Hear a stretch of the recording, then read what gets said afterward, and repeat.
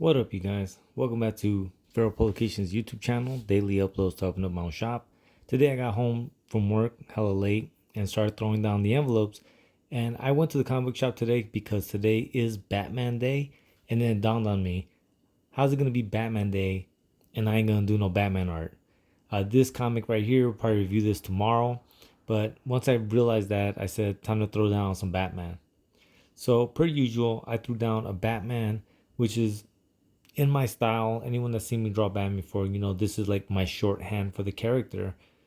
But it is Batman Day, so my mind started to think like I should really stretch myself out and try something I ain't ever tried before. When I was at the comic book shop, they kept talking about this new Batman run called Absolute Batman. Now, for a lot of you guys know, I don't really buy a lot of the new comics because, for the most part, I'm not big on a lot of it. But I said, all right, I got these two. Let me go ahead and throw down on this brand new Batman design known as Absolute Batman. Again, I'm not familiar with it, so pulled up a reference and then just went for it. So this is my first attempt at drawing Absolute Batman. And I think for the most part, it's a fun process. And like I said, through these envelopes daily doing this, the plan is that I'm going to stretch myself out.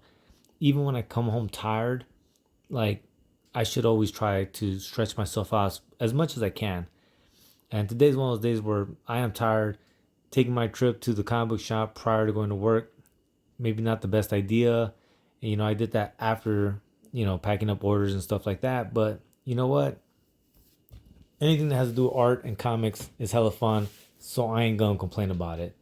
But here's the rest of the design for my Absolute Batman. Again, this is my first try. There was no prior sketches or none of that shit. And this is actually my first time seeing the character.